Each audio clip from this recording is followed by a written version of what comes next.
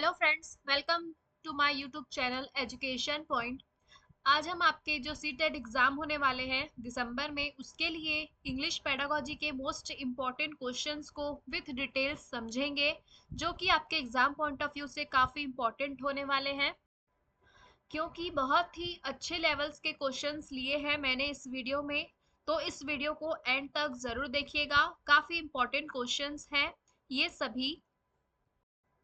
और फ्रेंड्स, अगर अभी तक आपने मेरे इस YouTube चैनल को सब्सक्राइब नहीं किया है तो ज़रूर से कर लीजिएगा, ताकि आपको ऐसे ही न्यू MCQs के साथ वीडियोस की नोटिफिकेशन जो है वो सबसे पहले मिल सके। तो चलिए देखते हैं first question. What is a dialect? मतलब कि यहाँ पर पूछा जा रहा है कि बोली क्या है। ठीक है, व्हाट इज अ डायलेक्ट यानी कि बोली क्या है ना। ऑप्शन देख लेते हैं। ऑप्शन ए दिया है, speech characteristics of a region और अ सोशल ग्रुप। मतलब कि किसी क्षेत्र या सामाजिक समूह की भाषण विशेषताएं हैं। ऑप्शन बी है, language used by people of a particular region in writing. या फिर किसी विशेष क्षेत्र के लोगों के द्वारा जो है लिखित रूप में इस्तेमाल की जाने वाली भाषा है। Option C, speech characteristic of people belonging to particular job. या फिर किसी विशेष नौकरी से जुड़े लोगों की भाषा विशेषताएं हैं। ऑप्शन सी है, language used by people in power. या फिर जो पावर में बैठे लोगों के द्वारा इस्तेमाल की जाने वाली वो भाषा है। तो व्हाट इज डायलेक्ट यानी कि बोली क्या है? तो इसका सही आंसर क्या हो जाएगा? तो ऑप्शन नंबर ए इसका जो है वो सही आंसर है। ठीक है, speech characteristics of a region और अ सोशल ग्रुप। ठीक है, मतलब कि किसी क्षेत्र या सामाजिक समूह की भाषण विशेषताएं हैं, जो कि एक प्रकार से उसे हम क्या कहेंगे, तो बोली कहते हैं। ठीक है, नेक्स्ट क्वेश्चन देखते हैं।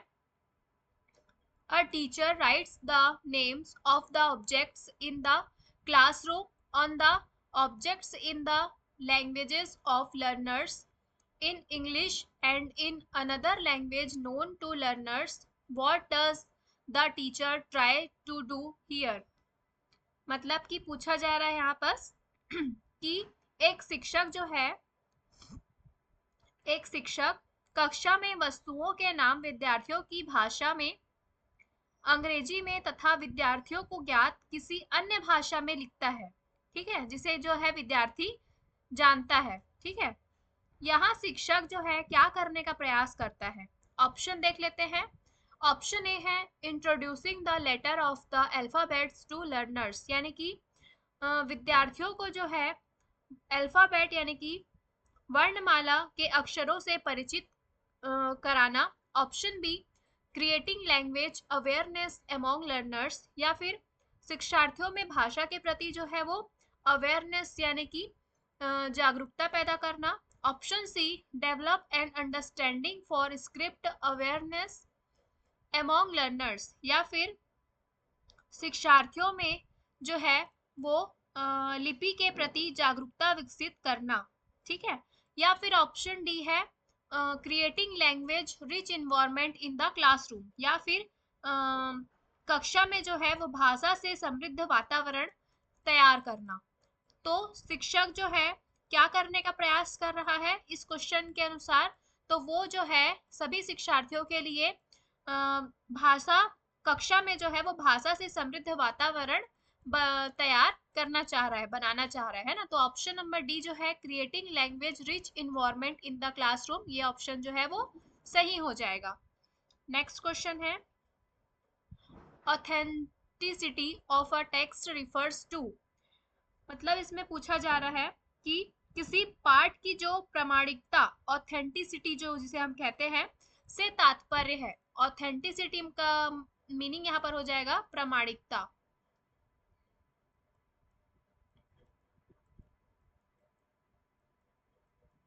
ठीक है, प्रामाणिकता। तो प्रामाणिकता मतलब किसी पाठ की या किसी टेक्स्ट की जो है प्रामाणिकता से क्या तात्पर्य, ये पूछा गया है। ऑप्शन ए दिया है, text developed by text book authors keeping in view of the level of learners, मतलब कि पाठ्य पुस्तक जो है ना, टेक्स्ट बुक यानी कि हो जाएगा आपका पाठ्य पुस्तक। तो पाठ्य पुस्तक जो है उनके ऑथर्स यानी कि लेखकों द्वारा शिक्षार्थियों के स्तर को ध्यान में रखते हुए विकसित किया जाना चाहिए, है ना, लर्नर्स के लेवल के अनुसार जो है वो विकसित किया जाना चाहिए। मतलब विकसित किया गया पाठ हो, उसे हम क्या प्रामाणिकता कहेंगे। ऑप्शन बी है origin of the text from a context and natural language use, मतलब कि पाठ्य पुस्तक की उत्पत्ति जो है ना, उत्पत्ति संदर्भ जो है और प्राकृतिक भाषा के प्रयोग से है। ऑप्शन सी है text by authority in the language, मतलब कि भाषा में अधिकार द्वारा पाठ हो। ऑप्शन डी है translation bye text book writers from another language, या फिर पाठ्य पुस्तक जो है वो लेखकों द्वारा किसी अन्य भाषा से अनुवादित हो, ठीक है, ट्रांसलेटेड हो। तो ऑथेंटिसिटी जो प्रामाणिकता से क्या तात्पर्य है ना, किसी पाठ की, तो इसका सही आंसर जो हो जाएगा वो है आपका option number B, origin of the text from a context and natural language use, ठीक है। क्योंकि जो जैसे कि टेक्स्ट बुक है ना, और आपका स्कूल है और टीचर है, ठीक है, ये सभी क्या है आपके टीचिंग लर्निंग मटेरियल यानी कि टीएलएम के अंतर्गत आते हैं, ठीक है, ध्यान दीजिएगा टीएलएम के अंतर्गत आ जाएंगे। लेकिन जो ऑथेंटिसिटी के बारे में पूछा जा रहा है, ये ऑथेंटिसिटी यानी कि प्रामाणिकता कैसे आएगी, तो ये आएगी आपके ये जो होती है ये रियल वर्ल्ड, ठीक है, रियल वर्ल्ड से और आपके रियल कॉन्टेक्स्ट से क्या होनी चाहिए, रियल कॉन्टेक्स्ट में होनी चाहिए, है ना, रियल वर्ड से रिलेटेड रियल कॉन्टेक्स्ट में होनी चाहिए। जो ऑथेंटिसिटी आती है, प्रामाणिकता आती है, वो क्या होती है, रियल होती है ना। तो ऑप्शन नंबर बी जो है वो सही आंसर हो जाएगा। ये origin of the text from a context यानी कि किसी संदर्भ में हो और नेचुरल लैंग्वेज उसमें यूज हो, ठीक। नेक्स्ट क्वेश्चन है which approach to writing enables learners to undergo stages to do a good write up, यानी कि इसमें पूछा जा रहा है आपसे कि लेखन के लिए कौन सा जो दृष्टिकोण है शिक्षार्थियों को एक अच्छा लेखन करने के लिए चरणों से, है ना, स्टेजेस से गुजरने में जो है वो सक्षम बनाता है। मतलब लेखन के लिए कौन सा दृष्टिकोण है, यानी कि कौन सा ऑप्शन हो जाएगा इन चारों में से जो शिक्षार्थियों को, लर्नर्स को एक अच्छा लेखन करने के लिए, है ना, गुड राइटिंग करने के लिए, गुड लिखने के लिए स्टेजेस, किन किन स्टेजों से गुजरने में सक्षम बनाता है। ऑप्शन ए है डिस्क्रिप्टिव राइटिंग कहेंगे हम उसे। ऑप्शन बी है process approach to writing. Option C है product approach to writing. Option D है इंस्टीट्यूशनल राइटिंग। तो उसे हम क्या कहेंगे, तो उसे हम कहते हैं प्रोसेस अप्रोच टू राइटिंग कहते हैं, ठीक है। लेखन कौशल सिखाने की एक ही अप्रोच है, याद रखिएगा, ठीक है। लेखन कौशल जो सिखाने की यानी कि जिससे आप जो अच्छी तरह से लिख पाए, उसके सिखाने की एक ही अप्रोच है और वो है आपका प्रोसेस अप्रोच, ठीक है, प्रोसेस अप्रोच, ठीक है। और ऑप्शन ए जो दिया है जैसे कि डिस्क्रिप्टिव राइटिंग, ये क्या है, किसी चीज का वर्णन करते हैं, ठीक है। डिस्क्रिप्टिव राइटिंग के अंतर्गत का हम क्या करते हैं, वर्णन करते हैं किसी चीज का। और आपका प्रोडक्ट अप्रोच टू राइटिंग ये क्या है, ये नहीं होता, ठीक है, ये अप्रोच होता ही नहीं है। और इंस्टीट्यूशनल राइटिंग होता है। तो इस क्वेश्चन का जो सही आंसर हो जाएगा वो है आपका ऑप्शन नंबर बी, याद रखिएगा, इंपॉर्टेंट क्वेश्चन है ये वाला। नेक्स्ट क्वेश्चन देखते हैं। Dash is multiple discursive practices in which multilinguals, bilinguals engage in order to make sense of their bilingual slash multilingual worlds। ये भी वेरी इंपॉर्टेंट क्वेश्चन है, जरूर से इसको याद रखिएगा। इसमें आपसे ये पूछा जा रहा है कि जो बहुभाषिक व्यवहार है ना, जिसमें बहुभाषी यानी कि मल्टीलिंगुअलिज्म और द्विभाषी, है ना, एक ही है, लोग अपनी द्विभाषी और बहुभाषी दुनिया को समझने के लिए संलग्न होते हैं, है ना, एक साथ होते हैं, तो उसे हम क्या कहेंगे? ऑप्शन ए है ट्रांस लैंग्वेजिंग, ऑप्शन बी है सेमी लिंग्वलिज्म, ऑप्शन सी है कोड मिक्सिंग, ऑप्शन डी है कोड स्विचिंग। तो कोड मिक्सिंग और कोड स्विचिंग तो होगा नहीं, है ना, मल्टीलिंग्वलिज्म की बात हो रही है यहाँ पर। तो इसका जो सही आंसर हो जाएगा वो देखने से पहले आप इसके बारे में थोड़ा सा समझ लीजिए, ठीक है। जैसे हिंदी और इंग्लिश, ठीक है, हिंदी और इंग्लिश दोनों ही भाषा है ना। तो आप हिंदी और इंग्लिश में बात कर रहे हैं जब, है ना, तो हम समझाने के लिए एक साथ मिलाकर जब उसका यूज करते हैं, है ना, तो वो क्या कहलाता है? आपका ट्रांस लैंग्वेजिंग कहलाता है, ठीक है। वो क्या कहलाता है? आपका ट्रांस लैंग्वेजिंग कहलाता है। तो इसके अंतर्गत ही ये सब आते हैं, जैसे कि आपका हो गया मल्टीलिंग्वलिज्म, है ना, मतलब एक भाषा के साथ साथ दूसरी भाषा का भी प्रयोग करना, है ना, हिंदी इंग्लिश पंजाबी, ये सभी क्या आ जाएंगे? इसके अंतर्गत आ जाएंगे। और आपका बाइलिंगुअलिज्म क्या हो जाएगा? तो जैसे कि हिंदी और इंग्लिश है, सेम है वही हिंदी और इंग्लिश, जैसे कि मैंने बोला is multiple discursive practices in which multilingualism multilinguals, यानी कि यहाँ पर अगर मैंने बहुभाषिकता, है ना, बहुभाषिकता बोल दिया बीच में, फिर मैंने बोला engage in order to make sense of their bilingual, यानी कि बहुभाषिकता, है ना, द्विभाषिकता दुनिया से रिलेटेड है, ऐसे मैंने पढ़ दिया। तो हिंदी और इंग्लिश दोनों का यूज हो रहा है यहाँ पर, यही क्या है? ट्रांस लैंग्वेजिंग है, और इसी के अंतर्गत बाकी ये सभी जो चीजें हैं वो आती है। तो ऑप्शन नंबर ए जो है वो सही हो जाएगा, ठीक है। और आप इन दोनों के बारे में भी समझ लीजिए, आगे क्वेश्चन पूछा जा सकता है इसमें। कोड मिक्सिंग और कोड स्विचिंग वेरी इंपॉर्टेंट है ये दोनों। तो कोड मिक्सिंग, पहले कोड मिक्सिंग क्या हो जाएगा? तो कोड मिक्सिंग में हिंदी और इंग्लिश का एक ही सेंटेंस में यूज करना क्या कहलाता है? आपका कोड मिक्सिंग कहलाएगा, ठीक है।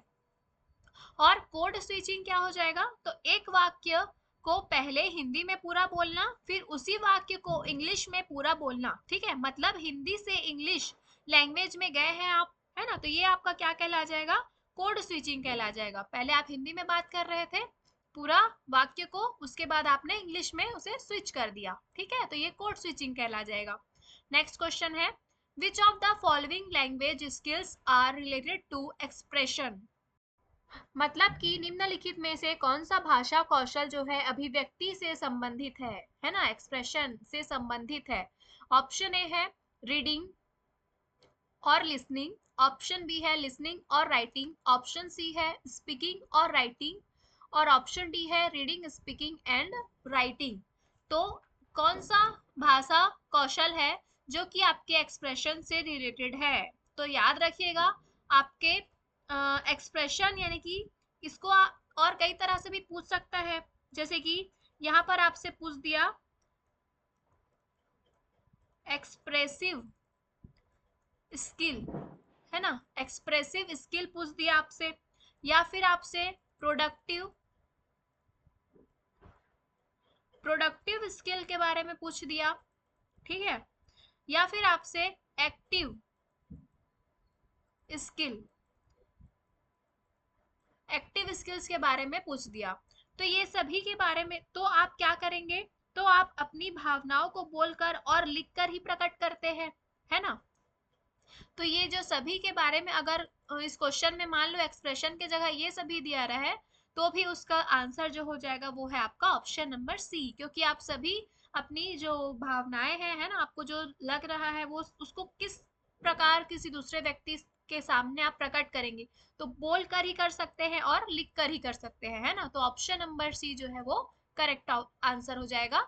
नेक्स्ट क्वेश्चन है which of the following is not an objective of continuous and comprehensive evolution, जिसे हम कहते हैं CCE, इसका फुल फॉर्म भी आप जरूर याद रखिएगा, कंटिन्यूस एंड कॉम्प्रिहेंसिव इवोल्यूशन इसका फुल फॉर्म होता है।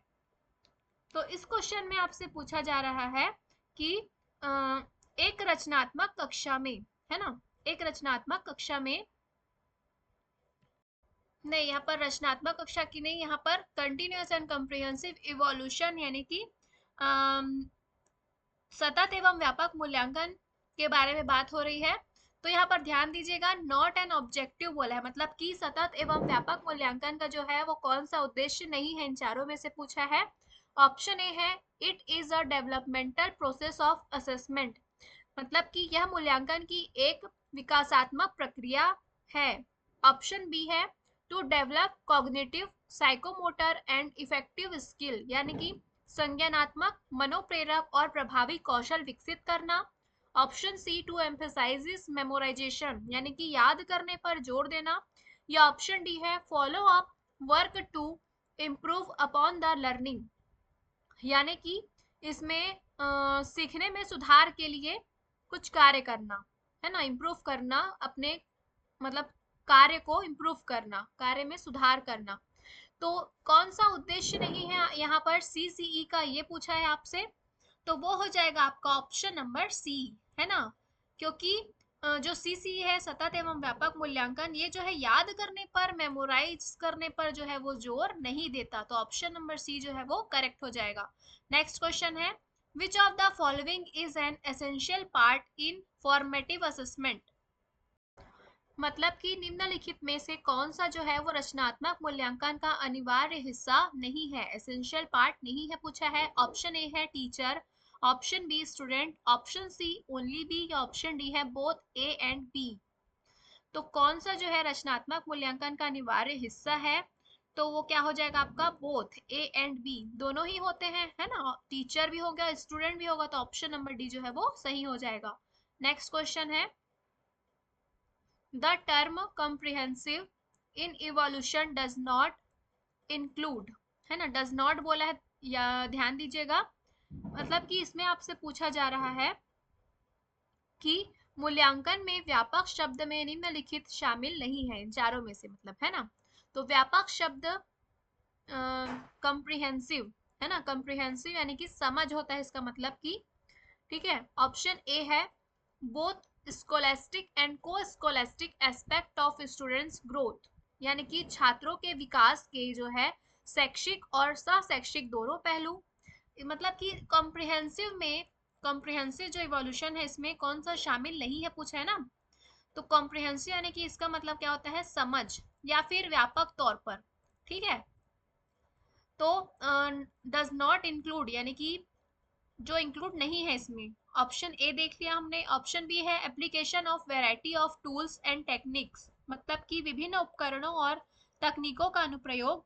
ऑप्शन सी है, मेकिंग टीचिंग टीचर सेंटर्ड, तो हमने अभी तक तो चाइल्ड सेंटर्ड पढ़ा है ना, तो ये क्या हो जाएगा, गलती हो जाएगा option.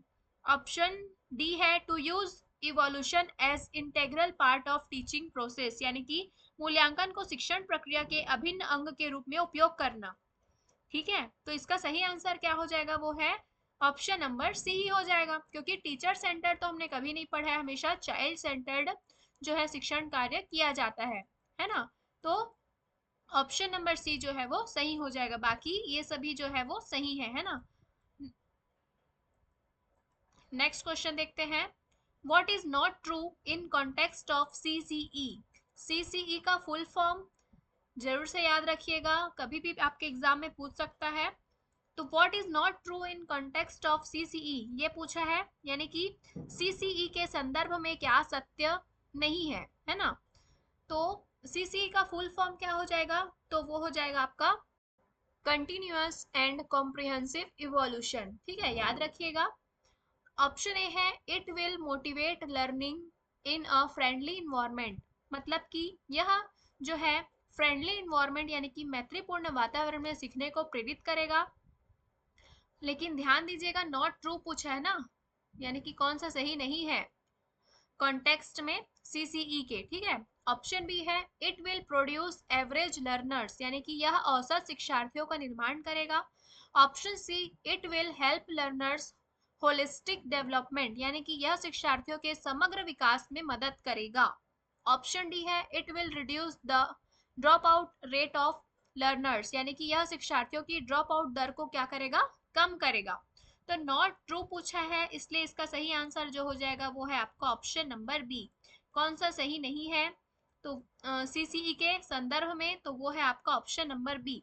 It will produce average learners, यानी कि यह औसत शिक्षार्थियों का निर्माण करेगा, बिल्कुल गलत बात है ये, है ना। तो ऑप्शन नंबर बी जो है वो सही हो जाएगा। नेक्स्ट क्वेश्चन है। नेक्स्ट क्वेश्चन देखने से पहले फ्रेंड्स, अगर आपको इस वीडियो में लिए गए जो एमसीक्यूज हैं वो आपको आपके एग्जाम पॉइंट ऑफ व्यू से हेल्पफुल लग रहे हो तो अभी वीडियो को पॉज कीजिए और एक लाइक जरूर कर दीजिएगा, और इस वीडियो को अपने दोस्तों के साथ भी शेयर कीजिएगा जिन्होंने भी सीटेट का फॉर्म भरा है। और अगर अभी तक आपने मेरे इस YouTube चैनल को सब्सक्राइब नहीं किया है तो ज़रूर से कर लीजिए। मैं डेली आप लोगों के लिए इसी तरह MCQs वीडियो लेकर आती हूँ। उसमें काफ़ी अच्छे क्वेश्चंस होते हैं, अच्छे लेवल्स के क्वेश्चन होते हैं जो कि कई भर्ती परीक्षाओं में पूछे भी जा चुके हैं और जिनके आने की संभावनाएं भी होती है, और ज़रूर से आपके एग्जाम में इसमें से क्वेश्चन जो है वो पूछे जाएंगे ही। तो वीडियो को एक लाइक और शेयर ज़रूर कीजिएगा। चलिए देखते हैं next question. In assessment of speaking, which parameter should not be there? मतलब कि इसमें पूछा जा रहा है कि बोलने के मूल्यांकन में कौन सा पैरामीटर नहीं होना चाहिए, है ना। बोलने के मूल्यांकन में ऑप्शन ए है एबिलिटी टू अंडरस्टैंड वोकेबुलरी, यानी कि शब्दावली को समझने की क्षमता। Option B ability to understand sentence structure, यानी कि वाक्य संरचना को समझने की क्षमता। ऑप्शन सी है ability to produce a text, यानी कि पाठ को तैयार करने की क्षमता। Option D ability to recognise English speech sounds, या फिर अंग्रेजी भाषा के ध्वनियों को पहचानने की क्षमता। तो इस क्वेश्चन में क्या पूछा है आपसे, तो वो पूछा है कि बोलने के मूल्यांकन में, है ना, असेसमेंट ऑफ स्पीकिंग, बोलने के मूल्यांकन में कौन सा पैरामीटर नहीं होना चाहिए पूछा है, तो वो हो जाएगा आपका ऑप्शन नंबर सी, यानी कि ability to produce a text. मतलब ये नहीं होगा तो भी क्या होगा, आपका बोलने का असेसमेंट जो है वो किया जा सकता है, यानी कि पाठ को तैयार करने की क्षमता।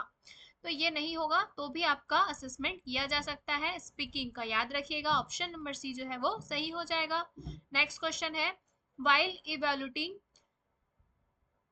Writing skill of a learner which of this will be the most important criteria। मतलब कि किसी शिक्षार्थी के लेखन कौशल का मूल्यांकन करते समय, है ना, राइटिंग स्किल्स का मूल्यांकन करते समय इनमें से कौन सा जो है वो मोस्ट इम्पॉर्टेंट क्राइटेरिया होना चाहिए, है ना, सबसे महत्वपूर्ण क्राइटेरिया होना चाहिए। ऑप्शन ए है learner is able to take dictation. अब डिक्टेशन मतलब क्या हो जाता है, तो डिक्टेशन मतलब होता है श्रुत लेख, याद रखिएगा श्रुत लेख, ठीक है। मतलब इसमें बोला जा रहा है कि शिक्षार्थी श्रुत लेख लेने में सक्षम है, ऑप्शन नंबर ए में। ऑप्शन बी है learner is able to express ideas coherently and systematically, यानी कि शिक्षार्थी जो है विचारों को सुसंगत, कोहेरेंटली यानी कि सुसंगत और व्यवस्थित यानी कि सिस्टमेटिकली रूप से व्यक्त करने में जो है सक्षम है। Option C is able to write about a character, यानी कि किसी चरित्र के बारे में लिखने में सक्षम हो। Option D is able to comprehend the questions and write their answers, यानी कि प्रश्नों को समझने और उनके उत्तर लिखने में सक्षम है। तो मोस्ट इंपॉर्टेंट क्राइटेरिया क्या होना चाहिए जब आप राइटिंग स्किल्स, किसी मतलब शिक्षार्थी के राइटिंग स्किल्स का मूल्यांकन कर रहे हैं। इंपॉर्टेंट क्वेश्चन है, याद रखिएगा इस क्वेश्चन को। इसका सही आंसर हो जाएगा आपका option number B, learner is able to express ideas coherently and systematically. ठीक है, जब उसकी लिखावट आप देखें, है ना, उसका मूल्यांकन करें तो कैसा होना चाहिए, तो शिक्षार्थियों में जो है विचारों को सुसंगत और व्यवस्थित रूप से व्यक्त करने में जो है वो सक्षम हो, है ना, जो भी उसने टेक्स्ट लिखा है। तो वो क्या हो जाएगा, बेस्ट आंसर हो जाएगा ऑप्शन नंबर बी, ठीक है। नेक्स्ट क्वेश्चन है, assessment of writing skills can not be done by inviting learners to. मतलब कि लेखन कौशल का मूल्यांकन जो है शिक्षार्थियों को निम्नलिखित कार्य करने के लिए आमंत्रित करके नहीं किया जा सकता है। ऑप्शन नंबर ए है अरेंज जम्बलेड वर्ड्स, यानी कि अव्यवस्थित शब्दों को व्यवस्थित करना। Option B writing a poem और प्ले, यानी कि कविता या नाटक लिखना। Option C writing picture composition या फिर चित्र रचना लिखना। ऑप्शन डी है टेकिंग डिक्टेशन या फिर श्रुत लेख लिखना या श्रुत लेख लेना। ठीक है, तो जब आप लेखन कौशल का मूल्यांकन कार्य देते हैं, कार्य करने के लिए आमंत्रित करते हैं, तो इनमें से क्या नहीं किया जाएगा उनके द्वारा, तो वो हो जाएगा आपका टेकिंग डिक्टेशन, है ना। वो मतलब कि श्रुत लेख क्या करेंगे, डिक्टेशन का क्या करेंगे वो, है ना, वो क्या करें, ये नहीं होगा, तो ऑप्शन नंबर डी जो है वो सही हो जाएगा, कैन नॉट बी डन बोला है ना। बाकी आप अरेंजिंग जम्बलेट वर्ड्स यानी कि लेखन कार्य में आप क्या करेंगे, अव्यवस्थित शब्दों को व्यवस्थित करेंगे, है ना, या फिर किसी कविता या नाटक लिखेंगे या फिर चित्र रचना भी लिख सकते हैं, बट टेकिंग डिक्टेशन इसका जो है वो सही आंसर हो जाएगा। ये राइटिंग स्किल्स के असेसमेंट में नहीं होगा, ठीक है, लर्नर्स के द्वारा। नेक्स्ट क्वेश्चन देखते हैं, enriching the curriculum for learners who are gifted and talented। ठीक है, मतलब कि इसमें पूछा जा रहा है कि प्रतिभाशाली और प्रतिभावान विद्यार्थियों के लिए पाठ्यक्रम को समृद्ध बनाना क्या है। ठीक है, ऑप्शन देख लेते हैं। ऑप्शन ए है give them leadership roles in class activities, मतलब कि उन्हें कक्षा की गतिविधियों में नेतृत्व की भूमिकाएं दें। ऑप्शन बी है increase complexity curriculum for them to experiences a wider variety of language and opportunities for creativity, मतलब कि उनके लिए जो है कॉम्प्लेक्सिटी करिकुलम यानी कि जटिल पाठ्यक्रम को बढ़ाना, ताकि वे भाषा की व्यापक विविधता और रचनात्मकता, है ना, रचनात्मकता के अवसरों का अनुभव कर सके। ऑप्शन सी है promote them to a higher class so that they are exposed to a more difficult syllabus, या फिर उन्हें क्या करें, प्रमोट करें, है ना, उच्च कक्षा में, हायर क्लास में, ताकि वे अधिक कठिन पाठ्यक्रम से क्या हो सके, परिचित हो सके। ऑप्शन डी है इंट्रोड्यूस अ फॉरेन लैंग्वेज, या फिर एक विदेशी भाषा शुरू करना उनके सामने। तो इसका सही आंसर क्या हो जाएगा, मतलब कि इसमें यह पूछा है कि गिफ्टेड एंड टैलेंटेड, मतलब कि जो प्रतिभाशाली और प्रतिभावान विद्यार्थी के लिए पाठ्यक्रम को समृद्ध बनाना क्या हो सकता है इन चारों ऑप्शन में से, है ना, जिससे कि उनके लिए पाठ्यक्रम जो है वो समृद्ध हो सके। तो वो हो जाएगा आपका ऑप्शन नंबर बी। बी जो है ऑप्शन नंबर, ये बेस्ट आंसर है, याद रखिएगा, क्योंकि इसमें पूछा जा रहा है कि उनके लिए जो है, इसमें बोला जा रहा है कि उनके लिए जटिल पाठ्यक्रम को बढ़ाना, ठीक है, ताकि, क्योंकि वो गिफ्टेड चाइल्ड है ना, गिफ्टेड है और टैलेंटेड भी है, इसलिए हम उनके लिए कॉम्प्लेक्सिटी करिकुलम करेंगे। ठीक है, तो उनके लिए जो है जटिल पाठ्यक्रम को बढ़ाना, ताकि वे भाषा की व्यापक विविधता और रचनात्मकता के अवसरों का अनुभव कर सके, है ना। तो ऑप्शन नंबर बी जो है वो सही हो जाएगा, उन्हें अपॉर्चुनिटीज दी जाए फॉर क्रिएटिविटी। नेक्स्ट क्वेश्चन है a special needs language classroom is ideally, मतलब इसमें पूछा जा रहा है आपसे कि विशेष आवश्यकता वाली भाषा कक्षा आदर्श रूप से होती है। तो ऑप्शन देख लेते हैं कि वो कैसी होती है। ऑप्शन ए है has extra teacher to help regular teacher, मतलब कि नियमित शिक्षक की सहायता के लिए जो है अतिरिक्त शिक्षक होता है। क्या वो स्पेशल मतलब कि विशेष आवश्यकता वाली भाषा कक्षा होगी। ऑप्शन बी है एक्सक्लूसिवली फर्निश्ड, यानी कि विशेष रूप से क्या हो, सुसज्जित हो। ऑप्शन सी है लोकेटेड सेपरेटली, यानी कि अलग से स्थित हो। या ऑप्शन डी है integrates all types of learners, या फिर सभी प्रकार के शिक्षार्थियों को एकीकृत करता हो वो क्लासरूम। इस क्वेश्चन का सही आंसर जो हो जाएगा a special needs language classroom जो होता है ना, इसमें क्या होगा, सभी प्रकार के बच्चों को क्या किया जाएगा, इन्वॉल्व किया जाएगा, यानी कि शामिल किया जाएगा। ठीक है, उनकी सामाजिक आर्थिक, है ना, पृष्ठभूमि को ध्यान में रखे बिना। तो इसका सही आंसर जो हो जाएगा वो है option number D, integrates all types of learners, है ना, उन्हें इसमें जो है इस कक्षा में, इस क्लासरूम में जो है वो सभी प्रकार के बच्चों को इन्वॉल्व किया जाता है। तो ये था आज का टोटल 15 एमसीक्यूज। इन 15 एमसीक्यूज में आपके कितने एमसीक्यूज जो है वो सही हुए, मुझे कमेंट बॉक्स में कमेंट करके जरूर बताइएगा। और ये वीडियो आपको पसंद आई हो तो please like, share and subscribe to my YouTube channel and press the bell icon, जिससे कि आपको आने वाली नेक्स्ट वीडियो की जो है नोटिफिकेशन वो सबसे पहले मिल सके। Thank you for watching.